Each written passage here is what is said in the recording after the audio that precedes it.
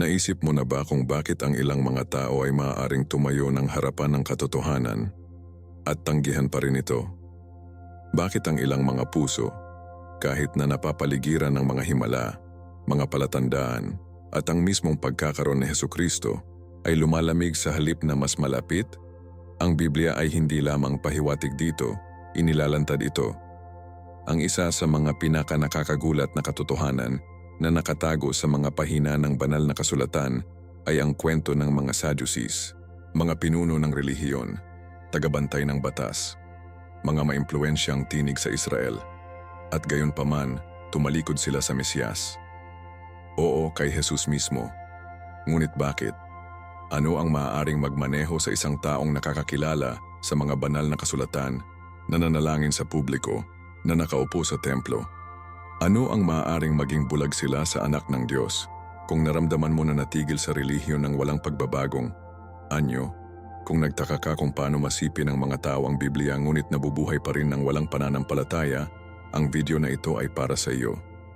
Malapit na kaming sumisid sa katotohanan na bihirang pinag-uusapan ng simbahan. Ang mga Sadducees ay hindi lamang nagkakaintindihan kay Jesus, tinanggihan nila siya, at ang mga kadahilanan sa likod ng kanilang pagtanggi ay maaaring magbunyag ng mga panganib na buhay pa rin ngayon sa maraming puso. Sa iyo siguro. Ito ay hindi lamang isang aralin sa kasaysayan. Ito ay isang espiritual na babala. Sapagkat ang nangyari sa kanila ay maaaring mangyari sa sino man sa atin kung nawalan tayo ng paningin sa Diyos at simulang magtiwala ng higit pa sa katayuan, tradisyon o kontrol kaysa sa buhay na tinig ng banal na espiritu.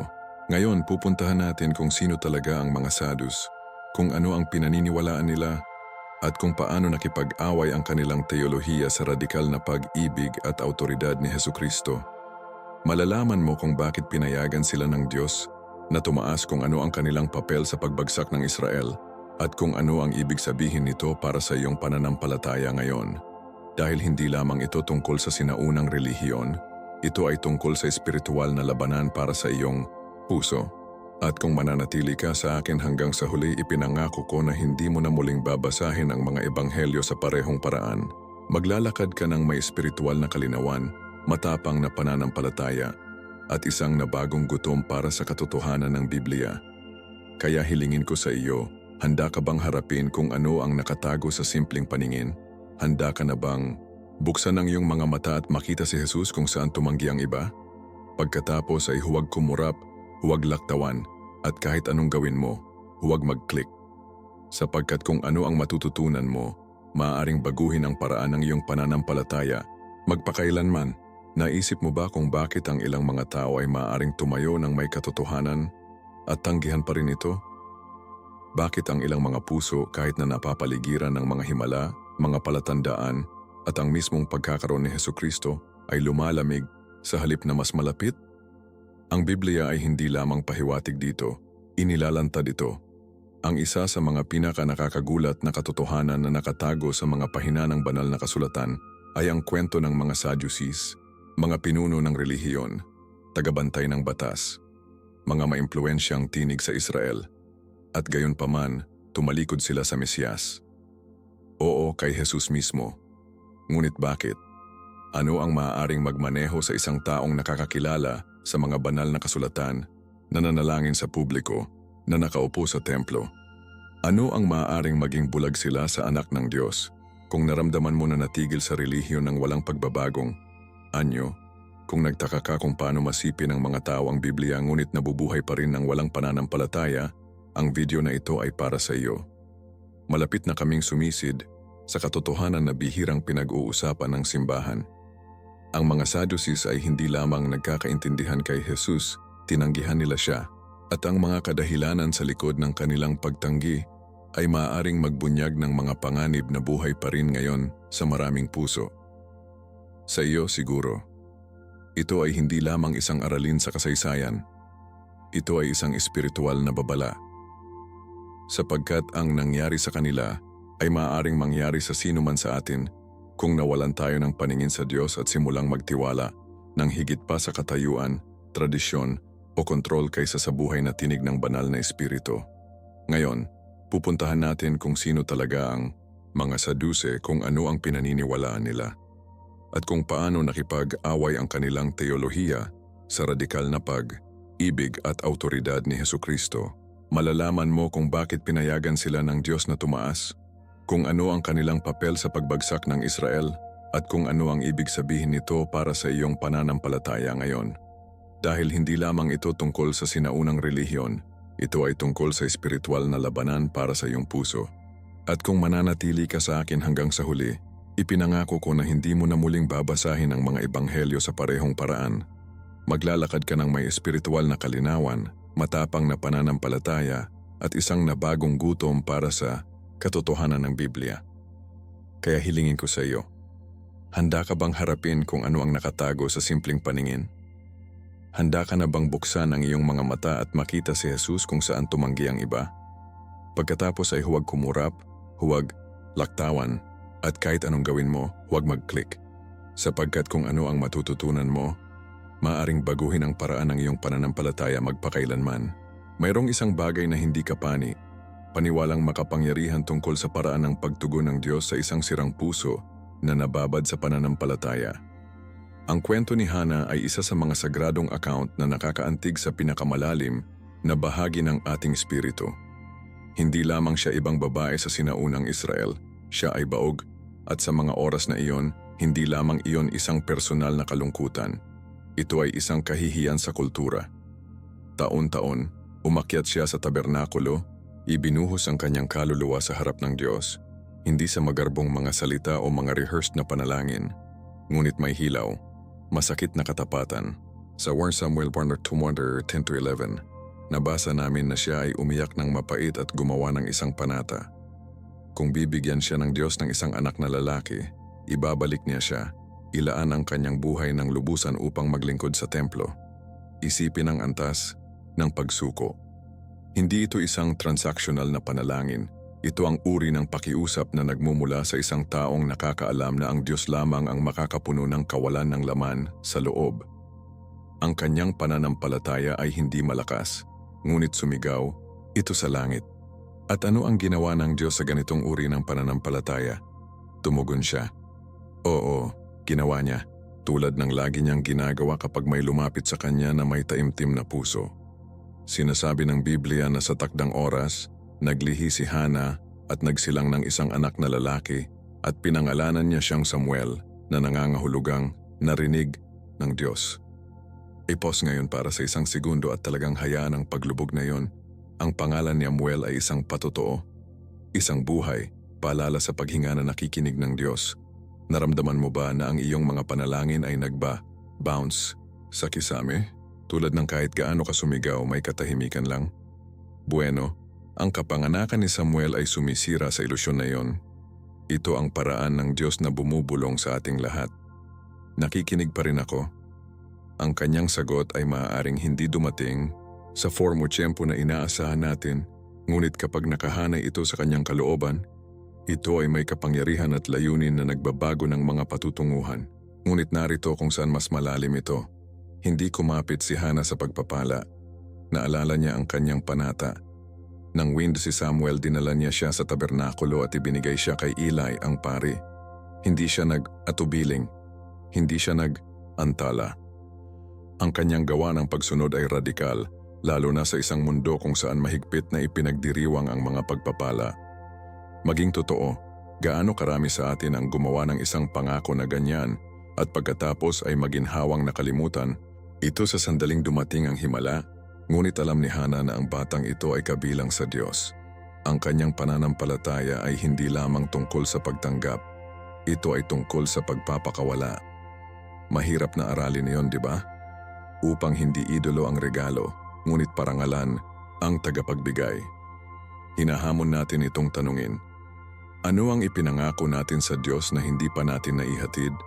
Si Samuel ay hindi lumaki sa isang palasyo. Wala siyang init ng bahay o ang pamilyar na mga bisig ng isang ina tuwing gabi. Lumaki siya sa tabernakulo sa ilalim ng pangangalaga ni Eli, isang parina, maging matapat, ay nahihirapan upang pamahalaan ang kanyang sariling sambahayan. At gayon paman, doon mismo sa gitna ng pagkadilim at espiritual na katiwalian, sinimulan ng Diyos na hubugin ang buhay ng isa sa mga pinakadakilang propeta sa kasaysayan ng Israel. Nagpapakita ito ng isang bagay na hindi paniwala tungkol sa kung paano gumagana ang Diyos. Hindi niya kailangan ng perpektong mga kondisyon upang matupad ang kanyang mga plano. Kung maaari niyang itaas si Samuel sa isang sirang sistema ng templo at ilalabas pa rin ang kanyang tinig sa pamamagitan niya, isipin kung ano ang magagawa niya sa iyong buhay, kahit gaano pa ang mga magulong bagay. Iyon ang uri ng paglalakbay sa pananampalataya na inanyayahan natin, isa kung saan ang presensya ng Diyos ay lumampas sa kapaligiran. Kaya habang tinitingnan natin ang mahimalang kapanganakan at dedikasyon ni Samuel, hindi lamang natin nakikita ang isang makasaysayang kaganapan, nakakakita tayo ng isang banal na pattern. Isang baog na babaeng puno ng pananampalataya. Isang pangako na ginawa at itinago. Isang bata na ang buhay ay minarkahan mula sa simula ng mga kamay ng Diyos. Itinuturo sa atin na ang pananampalataya ay hindi pasibo, ito ay aktibo, sakripisyo at malalim na personal. At ipinapaalala nito sa atin na kapag inaalok natin ang Diyos kung ano ang ibinigay sa atin, pinarami niya ito sa mga paraan na hindi natin maisip.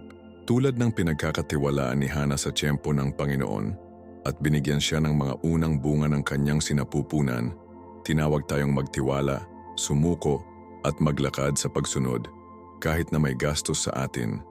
At narito mismo, sa kapaligiran na ito ng pananampalataya, sakripisyo at banal na pangako, na ang kwento ni Samuel ay tunay na nagsisimula na magbukas, mayroong isang bagay na labis na pinukaw tungkol sa kung paano pinipili ng Diyos na ibunyag ang kanyang sarili, hindi sa mga hari o mandirigma sa puntong ito sa kwento, ngunit sa isang batang lalaki na lumayo sa mga tahimik na bulwagan ng templo. Si Samuel, bata pa at malambot sa mga taon, ay naglilingkod sa ilalim ni Eli, na matapat na nagsasagawa ng mga tungkulin sa templo.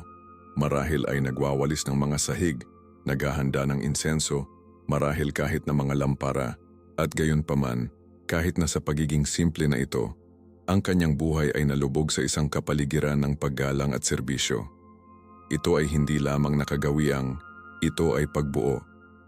Inihahanda ng Diyos ang puso ni Samuel, unti-unti, sa katahimikan ng santuaryo, at yun ang unang aralin na natutunan natin. Hindi mo kailangang maging pansin upang maging sentro ng plano ng Diyos. Minsan ang pinakamalakas na pagtawag ay nagsisimula sa pagiging malalim, na hinuhubog ng tahimik na pagsunod at patuloy na pananampalataya sa presensya ng Diyos. Ngayon isipin ito, isang gabi, habang ang templo ay nakahiga pa rin at ang gintong lampara ay nag-flick ng malambot na glow nito, naririnig ni Samuel ang kanyang pangalan na tinawag. Hindi isang beses, ngunit 3 beses. Tumalon siya, iniisip na ito si Eli. Ngunit hindi ito Eli, ito ay Diyos.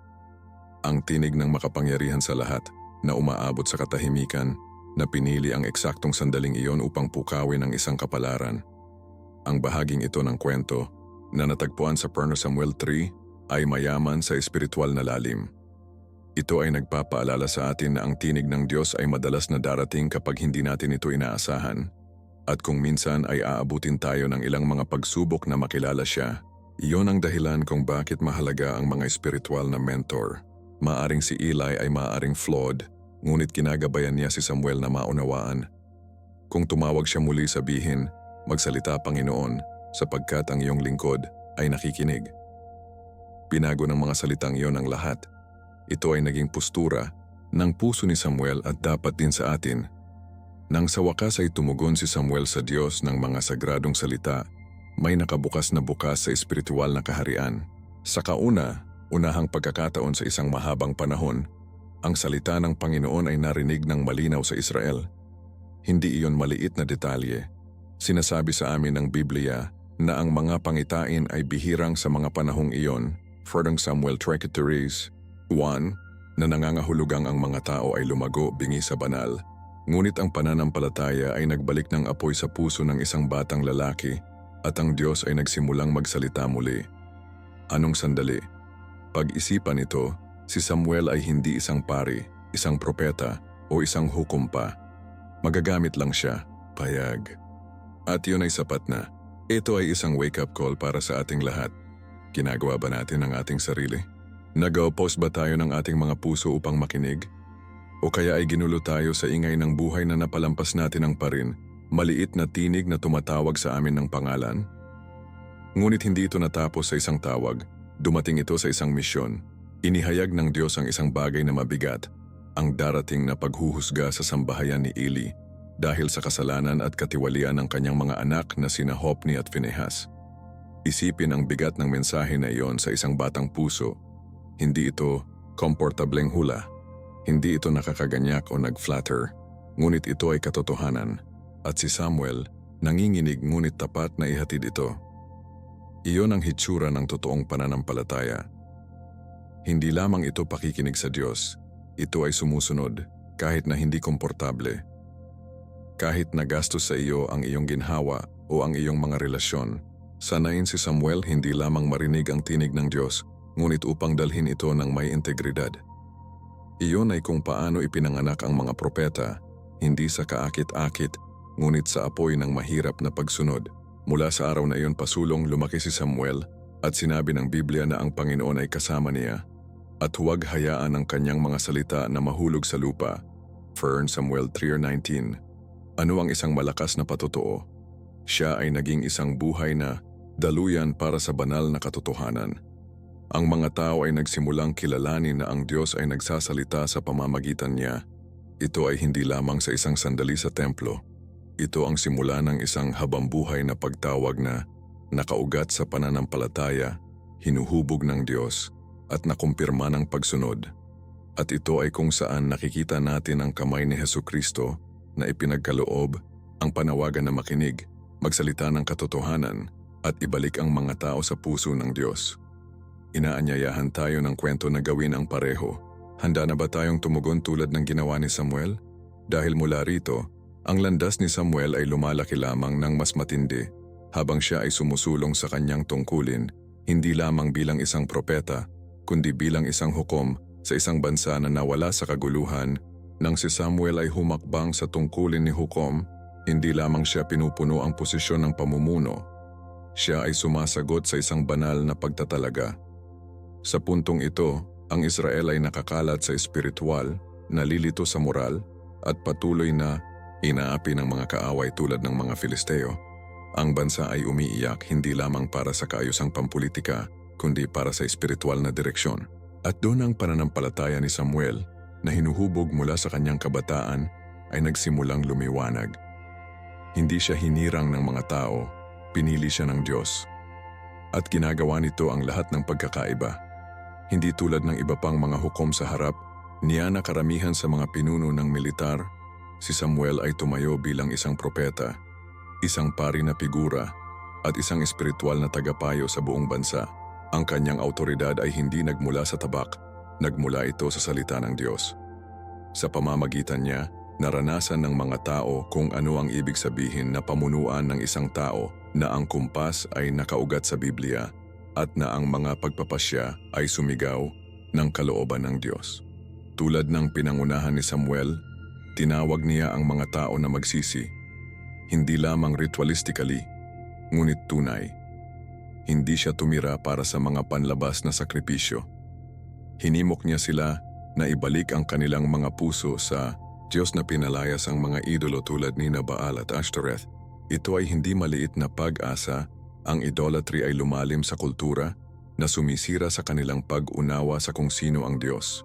Ngunit si Samuel, na may katapangan ng isang tao na puno ng pananampalataya, hinamon ng bansa na pumili ng isang beses at para sa lahat.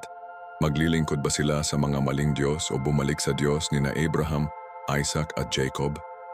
Ang mensahe na iyon ay tumama pa rin ngayon. Ilang beses na natin nahanap ang ating sarili sa pagitan ng mga idolo ng modernong araw matagumpay. Pag-apruba, kontrol at ang tawag na sundin si Hesukristo ng buong puso. Malinaw ang tawag ni Samuel. Kung nais mo ang tagumpay, magsimula sa pagsuko. At nakinig ang Israel. Nang salakayin ng mga Filisteo, hindi kumuha ng sandata si Samuel, kumuha siya ng kordero.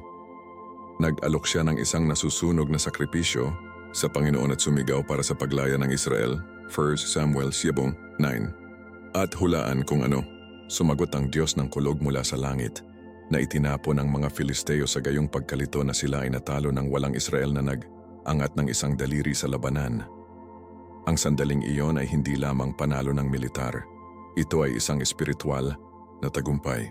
Pagkatapos ay nagtayo si Samuel ng isang bato at tinawag itong Ebenezer, na nangangahulugang sa ngayon ay tinulungan kami ng Panginoon. 1 Samuel 7:12. Ito ay isang patotoo sa bato, isang pagpapahayag na ang pananampalataya at pagsunod ay nagdadala ng banal na interbensyon. Isipin ang paglalagay ng iyong sariling Ebenezer sa iyong buhay, isang sandali kung saan mo sinabi, "Dito ko nakita ang paglipat ng Diyos." Kailangan nating lahat ang mga marker, paalala ng katapatan ng Diyos kapag ang takot o pag-aalinlangan ay sumusubok na gumapang muli. Ang papel ni Samuel bilang hukom ay hindi tungkol sa kontrol. Ito ay tungkol sa pagwawasto at pagpapanumbalik. Naglakbay siya mula sa lungsod patungo sa lungsod, may hawak na korte, pag-aayos ng mga hindi pagkakaunawaan at pagtuturo sa mga batas ng Diyos. Hindi siya napalitan ng katayuan, regalo o pagbabanta. Ang kanyang mga desisyon ay sumasalamin sa isang buhay na puspos sa banal na kasulatan at pakikipag-ugnay sa Panginoon. Ang bihirang pamumuno, pamunuan ng masidhing, ang uri na sumasalamin sa puso ni Hesukristo sa isang mundo na madalas na niluluwalhati ang kapangyarihan at pangingibabaw. Ang halimbawa ni Samuel ay tumawag sa atin pabalik sa pagpapakumbaba, integridad at isang pag-asa sa karunungan ng Diyos. Itinuro niya sa mga tao hindi lamang kung ano ang hitsura ng hustisya, ngunit kung ano ang naramdaman na pamamahalaan ng isang taong natatakot sa Diyos kaysa sa mga tao. At ang uri ng pamumuno ay hindi lamang gabay, nagbabago ito. At sa gayon sa ilalim ng paghuhusga ni Samuel, nakaranas ng kapayapaan at espiritual na muling pagbuhay ang Israel. Ngunit ang kapayapaan na ito ay hindi lamang ang kawalan ng digmaan, ito ang pagkakaroon ng Diyos. Ang buhay ni Samuel ay nagtuturo sa atin na kapag ang isang pamayanan ay naka-angkla sa pananampalataya at pinangunahan ng isang taong nakikinig sa Diyos, hindi maiiwasan ang pagbabagong anyo. Ang kanyang tungkulin ay hindi lamang makasaysayan, tagubilin ito. Hinahamon nito ang bawat isa sa atin na tanungin, sana ko maaaring maging isang tinig ng katotohanan sa isang mundo na puno ng ingay. Paano ko madadala ang hustisya ng Diyos sa aking mga relasyon, aking lugar ng trabaho, aking pamilya? Dahil tulad ni Samuel ay tumayo sa pagitan ng Diyos at ng mga tao, tinawag din tayong tumayo sa puwang, nabubuhay na buhay na sumasalamin sa puso ng ating lumikha. At habang sumusulong tayo, ang puwang na iyon ay lumawak lamang, lalo na kung ang mga tao ay nagsimulang humingi ng ibang kakaiba, isang hari. Tulad ng edad na si Samuel, ang kanyang tapat na pamumuno ay nanatiling hindi natitinag, ngunit ang bansang gabay niya ay nagsimulang ilipat ang tingin nito. Ang Israel na pinangunahan ng mga propeta na narinig ng direkta mula sa Diyos ay nagsimulang magnanais ng isang bagay na higit pa nasasalat, isang bagay na nakikita. Tumingin sila sa paligid ng ibang mga bansa at nakita ang mga hari na nakaupo sa mga trono, nakasuot ng mga korona, nangungunang hukbo at nag-uutos na autoridad. At sa gayon, napunta sila kay Samuel na may nakagugulat na kahilingan. Bigyan mo kami ng isang hari upang mamuno sa amin, tulad ng lahat ng iba pang mga bansa. 1 Samuel 8:5. Ngayon mula sa isang pampulitikang paninindigan, maaring makatuwiran ito. Ngunit sa espiritual, ito ay isang punto ng pagganoon. Dahil sa sandaling iyon, hindi lamang nila tinanggihan ang pamumuno ni Samuel, tinanggihan nila ang Diyos mismo bilang kanilang hari. Gusto nila ng isang monarkiya sa isang teokrasya. At iyon doon ay nagpapakita kung gaano kadali para sa atin na ipagpalit ang banal na direksyon para sa seguridad ng tao. Si Samuel, maliwanag, ay nakabagbag damdamin. Ibinuhos niya ang kanyang buhay sa pamunuan ng mga taong ito na nagbabayad para sa kanila, na hinuhusgahan ng matuwid, itinuro ito sa Diyos. Kaya upang marinig ang mga ito na sabihin, ikaw ay matanda at ang iyong mga anak na lalaki ay hindi gusto mo. Bigyan kami ng isang hari, dapat na parang isang pagtataksil. Ngunit ang Diyos sa kanyang awa na aliw kay Samuel. Hindi ka nila tinanggihan, ngunit tinanggihan nila ako na hindi ko dapat maghari sa kanila.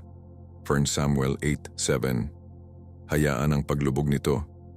Gaano kadalas natin tulad ng Israel ay gumawa ng mga pagpapasya na nagsasabing, Diyos, mas gugustuhin nating magtiwala sa isang sistema, isang tao, o ating sariling pag-unawa kaysa sa iyong pamumuno. Ito ay hindi lamang isang makasaysayang sandali, ito ay salamin para sa ating mga modernong puso.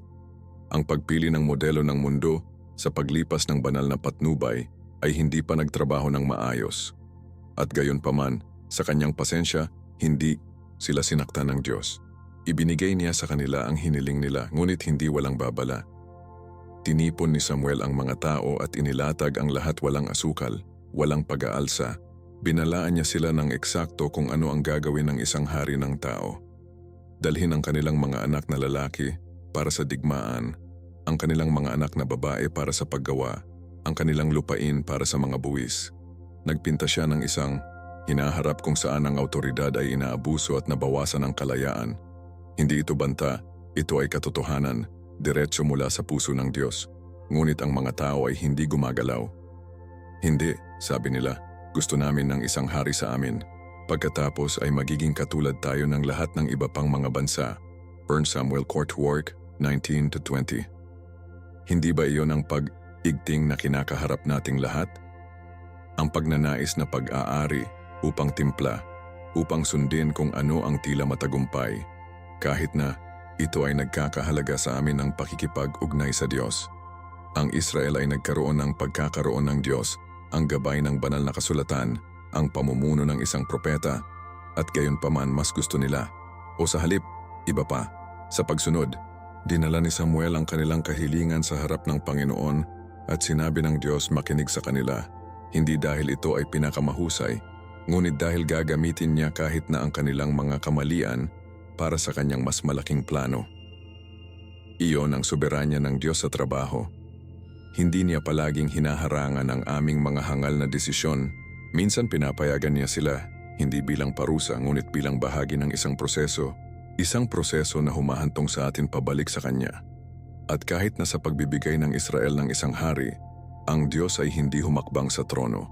Nagtatakda siya ng yugto para sa isang bagay na mas malaki, isang hinaharap na hari na ipinanganak sa isang sabsaban na koronahan ng mga tinik na hindi mamuno sa pamamagitan ng lakas, ngunit sa pamamagitan ng pag-ibig.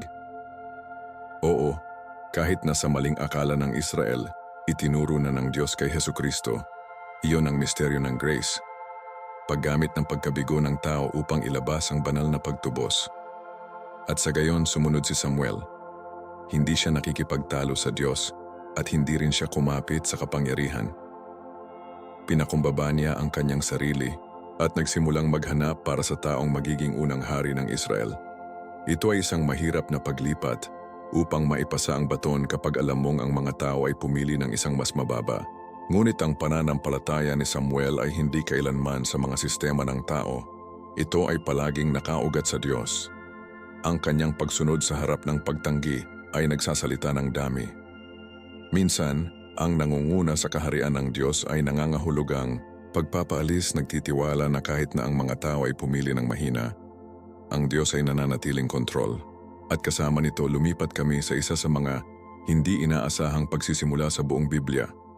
Isang binata na naghahanap ng mga nawalang mga asno na malapit nang makibanggaan sa kapalaran sa anyo ng pagpapahid ng langis at isang kamay ng propeta, hindi ka paniwala kung paano makukuha ng Diyos ang isang bagay bilang ordinaryong bilang naghahanap ng mga nawawalang mga asno at maging isang banal na appointment. Iyon mismo kung paano tayo ipinakilala kay Saul, isang binata mula sa tribo ng Benjamin, matangkad, kahanga-hanga, ngunit hindi alam kung ano ang malapit na mag-orkestra sa kanyang buhay. Ang kanyang ama na si Kish ay nawalan ng ilang mga asno at ginagawa lamang ni Saul ang kanyang tungkulin, lalabas upang hanapin sila. Walang kaakit-akit, walang makahula, lamang ang pagsunod sa isang gawain. Ngunit sa Diyos, kahit na ang mundane ay may kahulugan, ang hindi alam ni Saul ay ang kanyang paglalakbay ay hindi tungkol sa mga asno. Ito ay tungkol sa kapalaran. At ito ay kung saan nakikita natin na ang pananampalataya ay hindi lamang tungkol sa inaasahan natin mula sa Diyos, kundi pati na rin ang magagamit kapag ang Diyos ay nagpapakita sa hindi inaasahan. Habang naglalakad si Saul mula sa bayan patungo sa bayan kasama ang kanyang lingkod, nagtapos siya sa isang rehiyon kung nasaan ang propetang si Samuel. Hindi ito nagkataon. Sinasabi sa amin ng Biblia na ang araw bago dumating si Saul, bumulong na ang Diyos sa tainga ni Samuel na nagsasabing, "Bukas, magpapadala ako sa iyo ng isang tao. Ikaw ay pinahiran siya ng pinuno sa aking bayan." 1 Samuel 9-16. Hindi ba yun kamangha-manghang? Itinakda na ng Diyos ang lahat sa paggalaw. Inisip ni Saul na hinahabol niya ang mga hayop, ngunit hinabol siya ng Diyos ng may layunin. Iyon ay kung paano gumagana ang banal na orkestra. At nang tiningnan ni Samuel si Saul, kinumpirma ito ng Diyos. Ito ang tao. Inanyayahan siya ng propeta na kumain, binigyan siya ng upuan ng karangalan, at nagsalita ng mga salita na marahil ay tunog ng labis na galit sa mga tainga ni Saul. Iyon ay kung ano ang madalas na pakiramdam ng mga plano ng Diyos. Napakalaki, napakabilis, masyadong banal.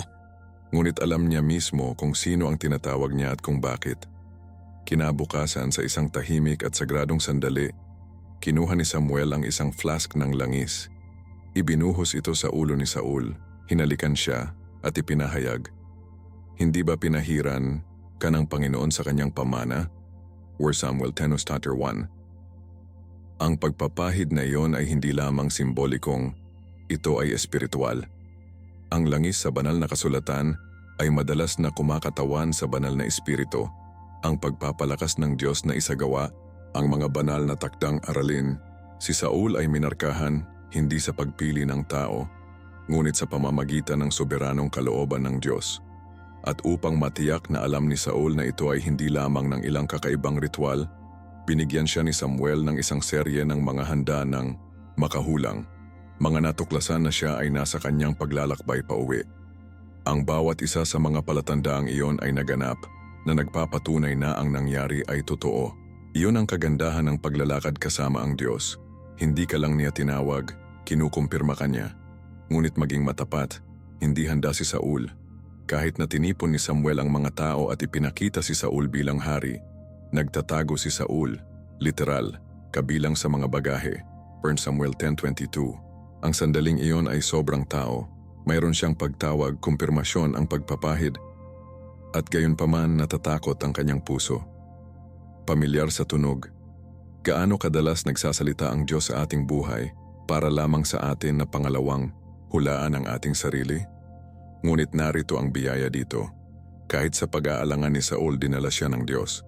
Nakita siya ng mga tao, tinanggap siya at sumigaw, "Mabuhay ang hari." Ito ay opisyal. Ang Israel ay nagkaroon ng unang monarko. At si Samuel na tapat tulad ng lagi ay nagpapaalala sa mga tao ng mga batas ng Diyos na inilalagay ang autoridad ng salita sa itaas ng autoridad ng sinumang hari. Iyon ay kung paano gumana ang mga espiritual na pinuno, palaging itinuturo sa Diyos. At tulad nito, ang batang lalaki na humabol sa mga asno ay naging hari na hahabol ng mga higante. Ngunit ang bagong panahon na ito ay hindi lamang tungkol sa prestihiyo, ito ay tungkol sa presyon. Ang paghahari ni Saul ay magsisimula sa potensyal, ngunit susuriin din ito sa pamamagitan ng pagsuway, takot at pagmamataas. Gayunpaman sa puntong ito, ang yugto ay itinakda. Binigyan ng Diyos ang mga tao kung ano ang hiniling nila, ngunit hindi niya ito pinabayaan. Ang kanyang presensya, ang kanyang mga propeta, at ang kanyang salita ay gumagabay pa rin sa salaysay. At habang ginagawa ni Saul ang kanyang mga unang hakbang sa mga maharlikang sandalyas, ang pag-igting sa pagitan ng kalooban ng tao at ang mga utos ng Diyos ay nagsisimula na magbukas. Isang pag-igting na malapit ng hubugin ang kapalaran ng isang kaharian at ang kinabukasan ng ibang batang lalaki na naghihintay sa mga pakpak. Ang paghahari ni Saul ay nagsimula sa pabor, lakas at pangako. Hindi lamang siya isang numero. Siya ang itinalagang hari ng Diyos. Pinili bilang tugon sa mga pag-iyak ng mga tao, ngunit minarkahan pa rin ng banal na hangarin. Maaga, pinangunahan niya ang Israel sa mga tagumpay laban sa mga kaaway nito, pagpapakita ng lakas ng loob at isang pakiramdam ng pambansang pagkakaisa na matagal nang wala. Ang mga tao ay nagrally sa likuran niya at si Samuel ay patuloy na nag-aalok ng gabay na nakaangkla sa kaharian ni Saul sa mga utos ng Diyos. Ang lahat ay tila nakahanay, faith, autoridad at tagumpay. Ngunit sa paglipas ng oras isang mapanganib na paglilipat ang nagsimulang maganap. Ang puso ni Saul na minsan ay mapagpakumbaba at nag-aalangan ay nagsimulang sumandal sa pag-asa sa sarili kaysa sa pag-asa sa Panginoon. Ito ay isang banayad na pag-agos, ang uri na hindi mangyayari sa magdamag, ngunit sa kalaunan ay humahantong sa mga nagwawasak na mga resulta. At nagsimula ito, tulad ng madalas na ginagawa nito, ng walang tiyaga. Sa 1 Samuel 13, nahaharap si Saul sa isang kritikal na sandali. Ang mga Filisteo ay pinipilit, ang mga tao ay nagkalat sa takot, at si Samuel, ang propeta, ay hindi pa dumating upang mag-alok ng sakripisyo. Kaya ano ang ginawa ni Saul? Kinuha niya ang mga bagay sa kanyang sariling mga kamay. Inalok niya ang burn na nag-aalok ng kanyang sarili. Isang bagay lamang ang mga pari na pinahihintulutan na gawin. Ito ay maaring parang isang maliit na pagkakamali, isang desperadong kilo sa ilalim ng presyon, ngunit sa mga mata ng Diyos, ito ay pagsuway. Nagpakita si Samuel pagkatapos ng pag-alok ay ginawa at harapin si Saul na nagsasabing, "Nagawa mo ang hangal, ang iyong kaharian ay hindi magtiis." 1 Samuel 13:13-14. Katulad nito, itinakda ang mga kahihinatnan. Pinayagan ni Saul ang takot na mapalampas ang pananampalataya at sa paggawa nito, lumabas siya mula sa kanyang banal na takip. Ang sandaling ito ay nagtuturo sa atin na ang bahagyang pagsunod na hinihimok ng pagkabalisa ay sumuway pa rin sa mga mata ng Diyos at hindi ito tumigil doon. Sa isa sa mga tinukoy na mga kabanata ng hari ni Saul, 1 Samuel 15, binigyan siya ni God ng malinaw at direktang utos, sirain ang mga Amalekita. Wala, hindi ito isang gawa ng kalupitan. Ito ay banal na hustisya para sa isang tao na walang tigil na sumalungat sa napiling bansa ng Diyos. Ngunit muling pinili ni Saul ang kanyang sariling paghuhusga sa tagubilin ng Diyos. Pinatahimik niya si King Agag at pinanatili ang pinakamahusay na mga hayop na inaangkin na mag-alok siya sa kanila bilang mga sakripisyo. Nang harapin siya ni Samuel, nagsimulang dumaloy ang mga dahilan ni Saul. "Sinunod ko ang Panginoon," iginiit niya, ngunit ang tugon ni Samuel ay malalim. Ang pagsunod ay mas mahusay kaysa sa sakripisyo at ang pakikinig ay mas mahusay kaysa sa taba ng mga tupa. 1 Samuel 15:22. Ang mga salitang iyon ay walang tiyak na oras. Nais ng Diyos ang ating pagsumite, hindi ang ating mga katwiran. Ang ating pananampalataya ay napatunayan na hindi sa balak nating gawin para sa Kanya, ngunit sa nais nating ihiga sa Kanyang paanan. Ang paghaharap sa pagitan ni Samuel at Saul ay isa sa mga pinaka-emosyonal na sisingilin sandali sa lahat ng banal na kasulatan. Humihingi si Saul ng kapatawaran, humiling kay Samuel na bumalik sa kanya upang hindi siya mawalan ng mukha sa harap ng mga tao. Ngunit tumanggi si Samuel. Hindi interesado ang propeta na mailigtas ang reputasyon ni Saul. Ang pagdadalamhati niya sa pagkawala ng kung ano ang maaaring mangyari. At sa isang nakakaaliw na kilos ng katapusan, lumingon si Samuel at hinawakan ni Saul ang kanyang balabal. Napunit ito. Ipinahayag ni Samuel, "Ang Panginoon ay napunit ang kaharian ng Israel mula sa iyo ngayon at ibinigay ito sa isang tao na mas mahusay kaysa sa iyo." 1 Samuel 15:28. Ito ay isang trahedya na nagtatapos sa isang promising simula. Ang pagsuway ni Saul ay nagkakahalaga sa kanya hindi lamang sa kanyang korona, kundi pati na rin ang kanyang espiritual na koneksyon sa Diyos. Mula sa sandaling iyon, hindi na muling nakita ni Samuel si Saul, kahit na ang propeta ay nagdadalamhati para sa kanya ng malalim. Iyon ang gastos ng paghihimagsik, hindi lamang pagkawala ng politika, ngunit ang paghihiwalay sa espiritu. Ngunit bago ganap na magsara ang kabanatang ito, mayroong isang pangwakas, chilling act. Si Samuel, kahit na may edad at nakabagbag damdamin, ay tinutupad ang hustisya ng Diyos sa pamamagitan ng pagpapatupad kay Haring Agag mismo. Ito ay isang mahirap na eksena upang mailarawan, ngunit binibigyang diin nito ang isang bagay na kritikal. Kapag nagsasalita ang Diyos, ang kanyang mga utos ay hindi mungkahi. Ang kanyang hustisya ay perpekto, kahit na ito ay nakabangga sa ating emosyon. Ito ay kung saan nalaman natin na ang pamumuno sa ilalim ng Diyos ay hindi tungkol sa kasiya, siyang mga tao, tungkol sa pagsunod sa isa na nagahari ng higit sa lahat.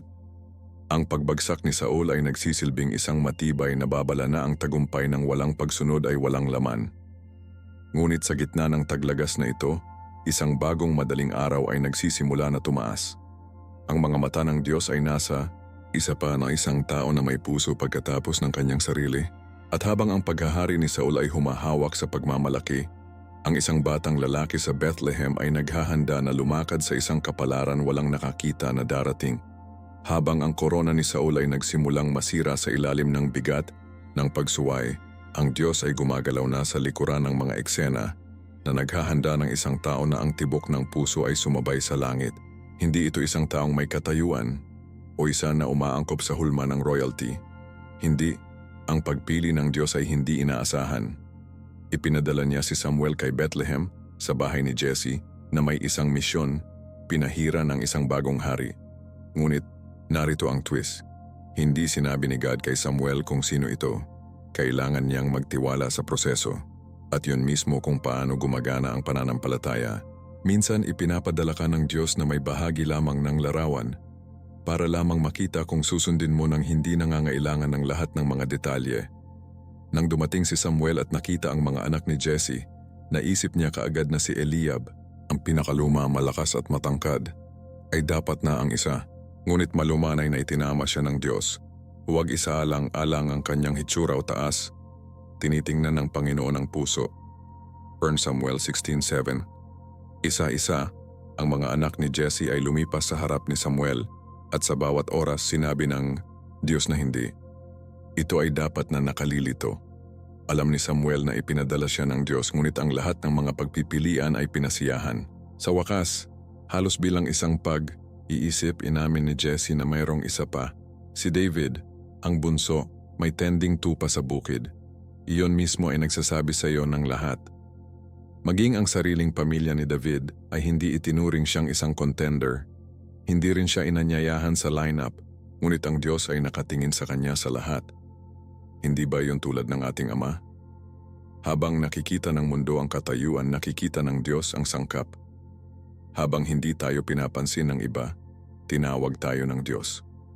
Nang dinala si David, dusty, bata at hindi mapag-aalinlangan, sinabi ni God kay Samuel, bumangon at pinahiran siya, ito ang isa. 1 Samuel 16:12. At pagkatapos, ang kasaysayan ay naka-pivoted. Ang batang lalaki ng pastol ay naging napiling daluyan ng Diyos. Habang pinahiran ni Samuel si David, may nangyari na supernatural. Sinasabi ng Biblia, ang Espiritu ng Panginoon ay malakas na dumating kay David mula sa araw na iyon pasulong. 1 Samuel 10:17. Ito ay hindi lamang langis sa ulo, ito ay layunin na ibinuhos sa kanyang kaluluwa. At ang tiyempo ay hindi maaaring maging mas malalim. Habang nakaupo pa rin si Saul sa trono, ang pagpapahid ay lumipat na kay David. Iyon ay isang malakas na katotohanan. Minsan, ang pabor ng Diyos ay gumagalaw bago mahuli ang mga pangyayari. Si David ay hindi naging hari sa magdamag. Mayroong mga taon ng paghihintay, paghahatid at nakaligtas sa unahan niya. Ngunit ang tawag ay nagsalita na. Ang kanyang pagkakakilanlan ay na-seal. At iyon ang hitsura ng pananampalataya.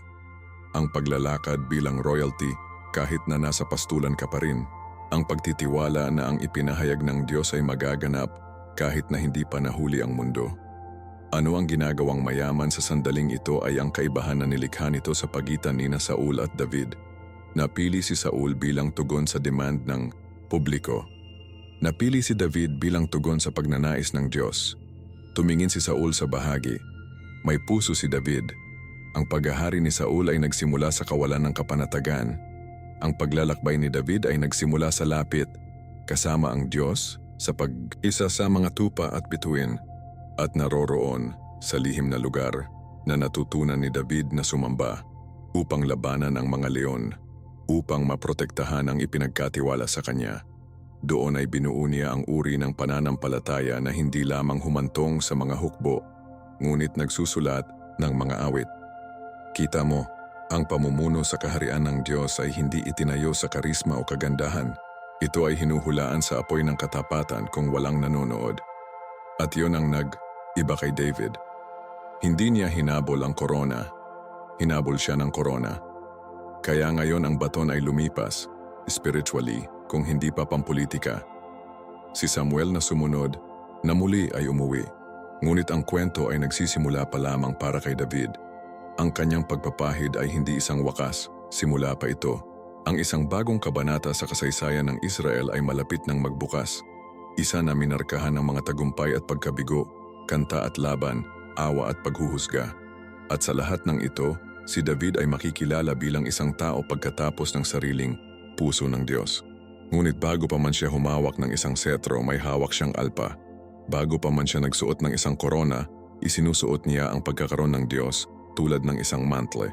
At iyon, higit sa ano paman, ihiwalay siya. At habang malapit na ang buhay ni Samuel, ang kanyang pamana ay na-secure, hindi lamang sa mga salita, ngunit sa mga hari at mga bansa na hinuhubog ng kanyang pagsunod.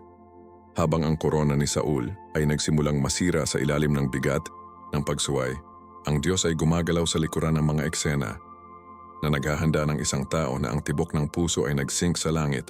Hindi ito isang taong may katayuan o isa na umaangkop sa hulma ng royalty. Hindi ang pagpili ng Diyos ay hindi inaasahan. Ipinadala niya si Samuel kay Bethlehem sa bahay ni Jesse na may isang misyon, pinahiran ang isang bagong hari. Ngunit, narito ang twist, hindi sinabi ni God kay Samuel kung sino ito. Kailangan niyang magtiwala sa proseso. At iyon mismo kung paano gumagana ang pananampalataya. Minsan ipinapadala ka ng Diyos na may bahagi lamang ng larawan para lamang makita kung susundin mo ng hindi nangangailangan ng lahat ng mga detalye. Nang dumating si Samuel at nakita ang mga anak ni Jesse, naisip niya kaagad na si Eliab.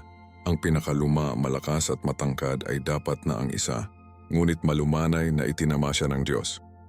Huwag isaalang-alang ang kanyang hitsura o taas, tinitingnan ng Panginoon ang puso. 1 Samuel 16:7. Isa-isa ang mga anak ni Jesse ay lumipas sa harap ni Samuel at sa bawat oras sinabi ng Diyos na hindi, ito ay dapat na nakalilito. Alam ni Samuel na ipinadala siya ng Diyos, ngunit ang lahat ng mga pagpipilian ay pinasiyahan. Sa wakas, halos bilang isang pag-iisip, inamin ni Jesse na mayroong isa pa. Si David ang bunso, may tending tupa sa bukid. Iyon mismo ay nagsasabi sa iyo ng lahat. Maging ang sariling pamilya ni David ay hindi itinuring siyang isang contender. Hindi rin siya inanyayahan sa lineup, ngunit ang Diyos ay nakatingin sa kanya sa lahat. Hindi ba iyon tulad ng ating Ama? Habang nakikita ng mundo ang katayuan, nakikita ng Diyos ang sangkap. Habang hindi tayo pinapansin ng iba, tinawag tayo ng Diyos. Nang dinala si David, dusty, bata, at hindi mapag-aalinlangan, sinabi ni God kay Samuel, bumangon at pinahiran siya. Ito ang isa, 1 Samuel 16:12. At pagkatapos, ang kasaysayan ay nakapivoted. Ang batang lalaki ng pastol ay naging napiling daluyan ng Diyos. Habang pinahiran ni Samuel si David, may nangyari na supernatural. Sinasabi ng Biblia, ang Espiritu ng Panginoon ay malakas na dumating kay David mula sa araw na iyon pasulong, 1 Samuel 16:13. Ito ay hindi lamang langis sa ulo, ito ay layunin na ibinuhos sa kanyang kaluluwa. At ang tiyempo ay hindi maaaring maging mas malalim. Habang nakaupo pa rin si Saul sa trono, ang pagpapahid ay lumipat na kay David. Iyon ay isang malakas na katotohanan. Minsan, ang pabor ng Diyos ay gumagalaw bago mahuli ang mga pangyayari. Si David ay hindi naging hari sa magdamag. Mayroong mga taon ng paghihintay, paghahatid, at nakaligtas sa unahan niya. Ngunit ang tawag ay nagsalita na. Ang kanyang pagkakakilanlan ay na seal. At iyon ang hitsura ng pananampalataya, ang paglalakad bilang royalty kahit na nasa pastulan ka pa rin. Ang pagtitiwala na ang ipinahayag ng Diyos ay magaganap kahit na hindi pa nahuli ang mundo. Ano ang ginagawang mayaman sa sandaling ito ay ang kaibahan na nilikha nito sa pagitan ni Saul at David. Napili si Saul bilang tugon sa demand ng publiko. Napili si David bilang tugon sa pagnanais ng Diyos. Tumingin si Saul sa bahagi. May puso si David. Ang paghahari ni Saul ay nagsimula sa kawalan ng kapanatagan. Ang paglalakbay ni David ay nagsimula sa lapit, kasama ang Diyos, sa pag-iisa, sa mga tupa at bituin, at naroroon sa lihim na lugar na natutunan ni David na sumamba upang labanan ang mga leon, upang maprotektahan ang ipinagkatiwala sa kanya. Doon ay binuo niya ang uri ng pananampalataya na hindi lamang humantong sa mga hukbo, ngunit nagsusulat ng mga awit. Kita mo, ang pamumuno sa kaharian ng Diyos ay hindi itinayo sa karisma o kagandahan. Ito ay hinuhulaan sa apoy ng katapatan kung walang nanonood. At iyon ang nag-iba kay David. Hindi niya hinabol ang korona, hinabol siya ng korona. Kaya ngayon, ang baton ay lumipas, spiritually, kung hindi pa pampolitika. Si Samuel, na sumunod na muli, ay umuwi. Ngunit ang kwento ay nagsisimula pa lamang para kay David. Ang kanyang pagpapahid ay hindi isang wakas, simula pa ito. Ang isang bagong kabanata sa kasaysayan ng Israel ay malapit ng magbukas. Isa na minarkahan ng mga tagumpay at pagkabigo, kanta at laban, awa at paghuhusga. At sa lahat ng ito, si David ay makikilala bilang isang tao pagkatapos ng sariling puso ng Diyos. Ngunit bago pa man siya humawak ng isang setro, may hawak siyang alpa. Bago pa man siya nagsuot ng isang korona, isinusuot niya ang pagkakaroon ng Diyos tulad ng isang mantel. At iyon, higit sa ano pa man, ihiwalay siya. At habang malapit na ang buhay ni Samuel, ang kanyang pamana ay na-secure, hindi lamang sa mga salita, ngunit sa mga hari at mga bansa na hinuhubog ng kanyang pagsunod. Ang paglalakbay ni Samuel ay hindi nagtatapos sa pagpapahid kay David. Sa katunayan, ang sandaling iyon ay pinatibay ang kanyang tungkulin bilang isa sa mga maimpluwensyang mga figure sa Biblia. Sa paglipas ng oras at ang mga taon ay nahuli sa kanya, ang bansa ay nagsimulang kilalanin hindi lamang ang propeta, hindi lamang ang hukom, kundi ang pamana ng isang tao na matapat na lumakad kasama ang Diyos mula pa noong bata pa. Ang kanyang buhay ay isang buhay na patotoo kung ano ang ibig sabihin na ganap na sumuko sa banal. Nang mamatay si Samuel, sinabi sa amin ng mga banal na kasulatan, lahat ng Israel ay nagdadalamhati para sa kanya. 1 Samuel 25:1. Hindi iyon maliit na detalye. Ito ay hindi lamang isang seremonya. Umiyak sila para sa isang espiritual na ama, isang tinig ng katotohanan, isang tao na tumayo sa pagitan ng langit at lupa, namamagitan, pagwawasto, paggabay, at maging sa kamatayan, ang kanyang epekto ay sumigaw sa buong lupain. Iyon ang uri ng pamana na nagmula lamang sa isang buhay na angkla sa pananampalataya. Ang naging kapansin-pansin sa buhay ni Samuel ay hindi lamang ang mga kaganapan na nakilahok niya. Ito ang pareho ng kanyang paglalakad sa Diyos. Mula sa sandaling sinabi niya, "Magsalita, Panginoon, sapagkat ang iyong lingkod ay nakikinig." Hindi na bumalik si Samuel. Hindi siya nag-aaway sa mga tides ng pampublikong opinyon o pressure sa politika. Tumayo siya ng matatag na nakaugat sa katotohanan ng Biblia, na nakaangkla sa tinig ng Diyos. Nagsalita siya ng mahirap. Sinaway niya ang mga hari. Hinamon niya ang mga bansa. At gayon paman, mahal niya ng malalim, umiiyak sa pagkahulog ni Saul, walang tigil na nagdarasal para sa Israel, at sa huli ay gumagabay sa paglitaw ng paghahari ni David.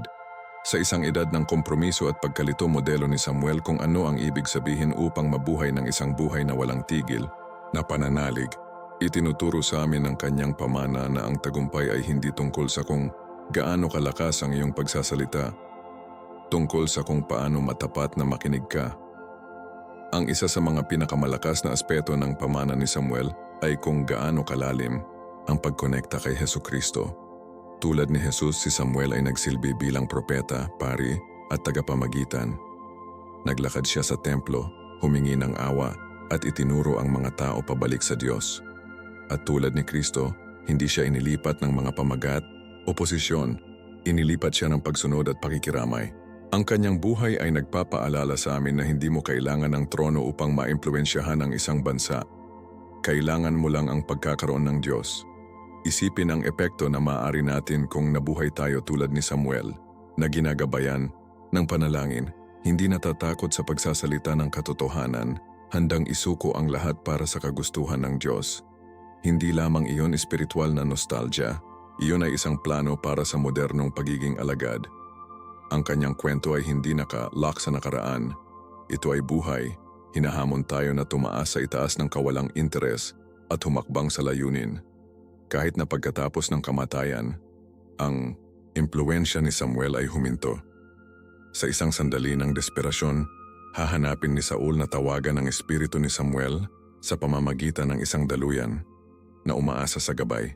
Ang kaganapang iyon ay nakabalot sa misteryo, ngunit nagpapakita ito ng isang bagay na malalim. Kahit na si Saul, na minsan ay hindi pinansin ang payo ni Samuel, alam na ang taong ito ay may isang bagay mula sa langit.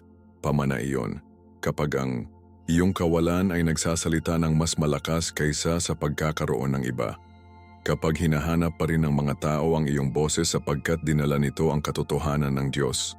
Ang pagkamatay ni Samuel ay hindi tumahimik sa kanyang mensahe, pinalaki lamang ito.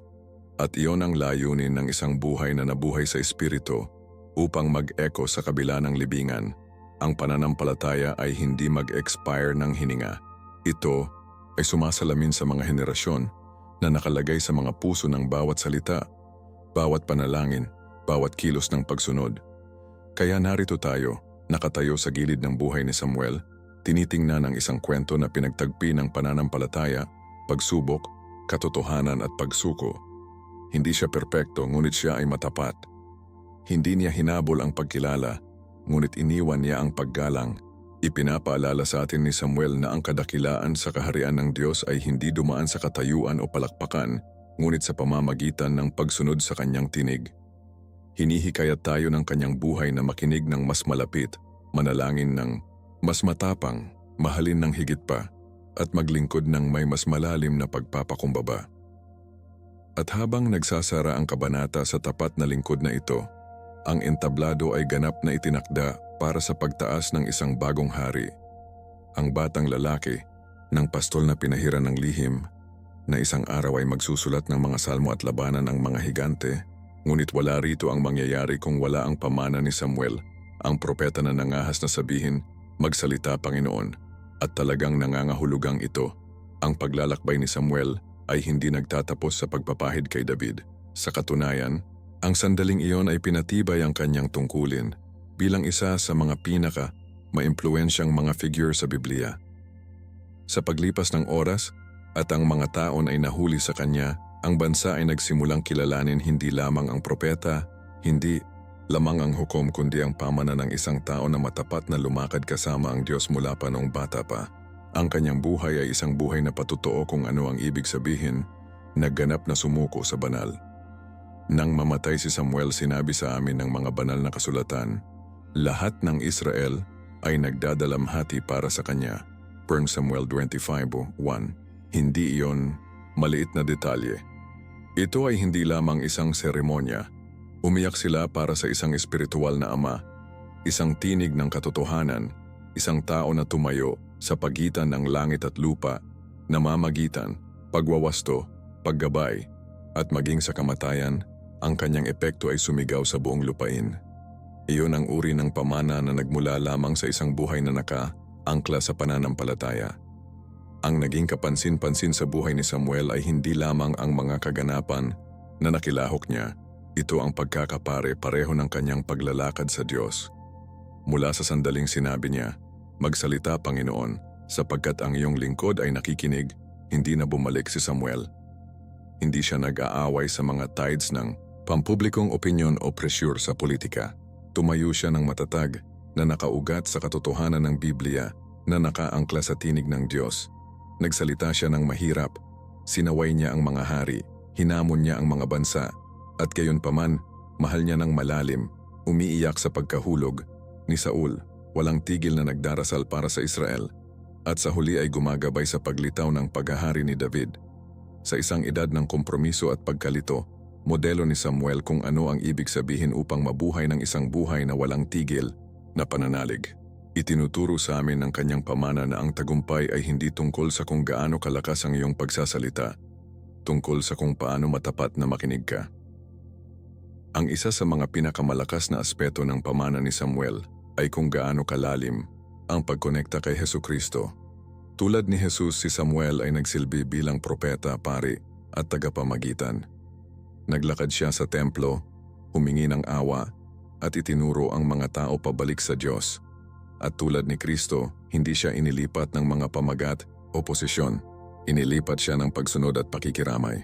Ang kanyang buhay ay nagpapaalala sa amin na hindi mo kailangan ng trono upang maimpluwensyahan ang isang bansa. Kailangan mo lang ang pagkakaroon ng Diyos. Isipin ang epekto na maaari natin kung nabuhay tayo tulad ni Samuel, na ginagabayan ng panalangin, hindi natatakot sa pagsasalita ng katotohanan, handang isuko ang lahat para sa kagustuhan ng Diyos. Hindi lamang iyon espiritual na nostalgia, iyon ay isang plano para sa modernong pagiging alagad. Ang kanyang kwento ay hindi nakalock sa nakaraan, ito ay buhay. Hinahamon tayo na tumaas sa itaas ng kawalang interes at humakbang sa layunin. Kahit na pagkatapos ng kamatayan, ang impluwensya ni Samuel ay huminto. Sa isang sandali ng desperasyon, hahanapin ni Saul na tawagan ang espiritu ni Samuel sa pamamagitan ng isang daluyan na umaasa sa gabay. Ang kaganapang iyon ay nakabalot sa misteryo, ngunit nagpapakita ito ng isang bagay na malalim. Kahit na si Saul na minsan ay hindi pinansin ang payo ni Samuel, alam na ang taong ito ay may isang bagay mula sa langit. Pamana iyon, kapag ang iyong kawalan ay nagsasalita ng mas malakas kaysa sa pagkakaroon ng iba. Kapag hinahanap pa rin ng mga tao ang iyong boses sapagkat dinala nito ang katotohanan ng Diyos. Ang pagkamatay ni Samuel ay hindi tumahimik sa kanyang mensahe, pinalaki lamang ito. At iyon ang layunin ng isang buhay na nabuhay sa Espiritu, upang mag-echo sa kabila ng libingan. Ang pananampalataya ay hindi mag-expire ng hininga. Ito ay sumasalamin sa mga henerasyon na nakalagay sa mga puso ng bawat salita, bawat panalangin, bawat kilos ng pagsunod. Kaya narito tayo nakatayo sa gilid ng buhay ni Samuel, tinitingnan ang isang kwento na pinagtagpi ng pananampalataya, pagsubok, katotohanan at pagsuko. Hindi siya perpekto, ngunit siya ay matapat. Hindi niya hinabol ang pagkilala, ngunit iniwan niya ang paggalang. Ipinapaalala sa atin ni Samuel na ang kadakilaan sa kaharian ng Diyos ay hindi dumaan sa katayuan o palakpakan, ngunit sa pamamagitan ng pagsunod sa kanyang tinig. Hinihikayat tayo ng kanyang buhay na makinig ng mas malapit, manalangin ng mas matapang, mahalin ng higit pa, at maglingkod ng may mas malalim na pagpapakumbaba. At habang nagsasara ang kabanata sa tapat na lingkod na ito, ang entablado ay ganap na itinakda para sa pagtaas ng isang bagong hari. Ang batang lalaki, ng pastol na pinahiran ng lihim, na isang araw ay magsusulat ng mga salmo at labanan ang mga higante. Ngunit wala rito ang mangyayari kung wala ang pamana ni Samuel, ang propeta na nangahas na sabihin, "Magsalita, Panginoon." At talagang sinadya ito. Kaya't ngayon na nakita mo ang katotohanan, lawa, nakikipag-usap, at malalim na biblikal, hilingin sa akin ang isang bagay na diretso mula sa puso. Tinanggihan mo na ba si Jesus nang hindi pa ito napagtanto? Marahil hindi sa mga salita, ngunit sa paraang nabuhay mo, ang mga prioridad na iyong napili, o ang pananampalataya na iyong pinanghahawakan. Ang kwento ng mga Sadducees ay hindi lamang tungkol sa mga ito, tungkol ito sa amin. Tungkol sa kung ano ang mangyayari kapag pinapayagan natin ang pagmamataas, ginhawa, o tradisyon na katahimikan ang tinig ng Diyos.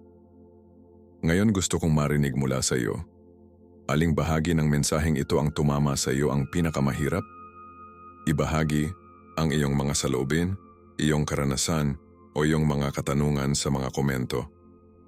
Bumuo ng isang puwang ng katotohanan at pagbabagong anyo ng magkasama.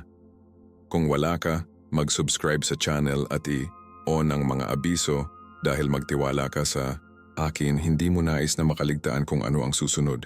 Kami ay sumisid kahit na mas malalim sa mga nakatagong katotohanan ng Biblia. At kung ano ang iyong natuklasan ay maaaring i-unlock ang mga sagot na iyong ipinagdarasal. Kung nakatulong sa iyo ang video na ito, ibahagi ito sa isang taong kailangang marinig ito. Ang isang tao na maaaring natigil sa relihiyon ngunit nagugutom sa paghahayag. At bago ka pumunta, mag-click sa susunod na video na lumilitaw sa iyong screen ngayon. Dadalhin ka nito ng isang hakbang pa sa katotohanan ng Diyos. At maaari lamang itong magbunyag ng isang bagay tungkol sa iyong espiritual na pagtawag na hindi mo pa nakita na darating. Pagpalain ka ng Diyos at makikita kita doon. Kaya ngayon na nakita mo ang katotohanan, raw, harapin at malalim na Biblia, hilingin ako sa iyo ng isang bagay na diretso mula sa puso. Tinanggihan mo na ba si Jesus nang hindi mo ito napagtanto? Marahil hindi sa mga salita, ngunit sa paraang nabuhay mo ang mga prioridad na iyong napili o anggi pananampalataya na iyong pinanghahawakan.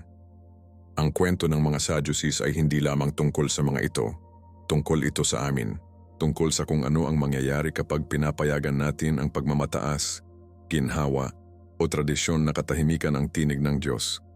Ngayon gusto kong marinig mula sa iyo. Aling bahagi ng mensaheng ito ang tumama sa iyo ang pinakamahirap? Ibahagi ang iyong mga saloobin, iyong karanasan, o iyong mga katanungan sa mga komento. Bumuo ng isang puwang ng katotohanan at pagbabagong anyo ng magkasama.